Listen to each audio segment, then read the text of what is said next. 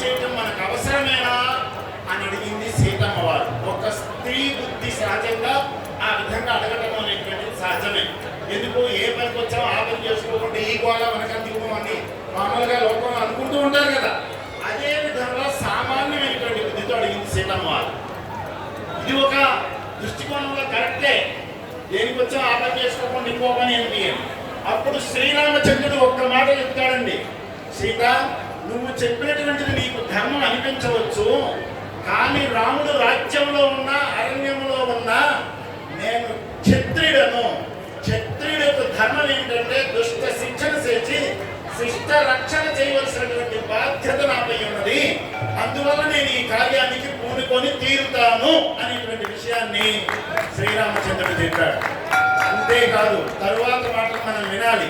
త్యాగి భవ యోగి భవ అని భగవద్గీత సారాన్ని శ్రీరామచంద్రుడు అక్కడ రామాయణంలో చెప్తున్నాడు.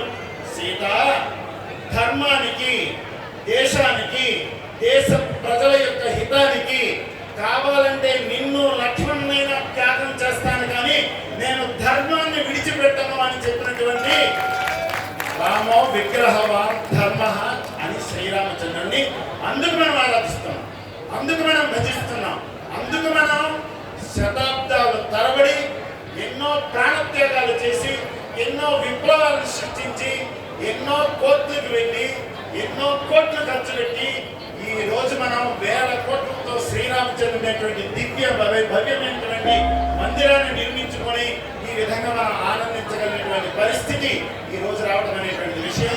అందువల్ల రాముడు మనకు ఆదర్శం.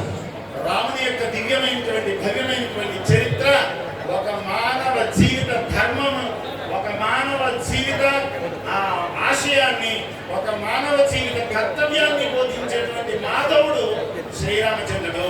అందువల్ల అటువంటి శ్రీరామచంద్రుని యొక్క అనన్య భక్తుడైనటువంటి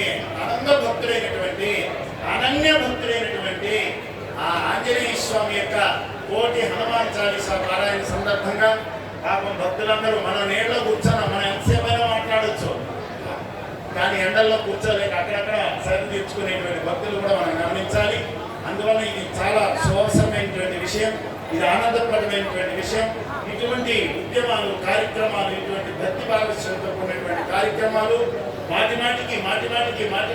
జరుగుతూ మనం హిందూ జాగృతిని చేయవలసినటువంటి అవసరం, కర్తవ్యం మనందరిపైన ఉన్నది.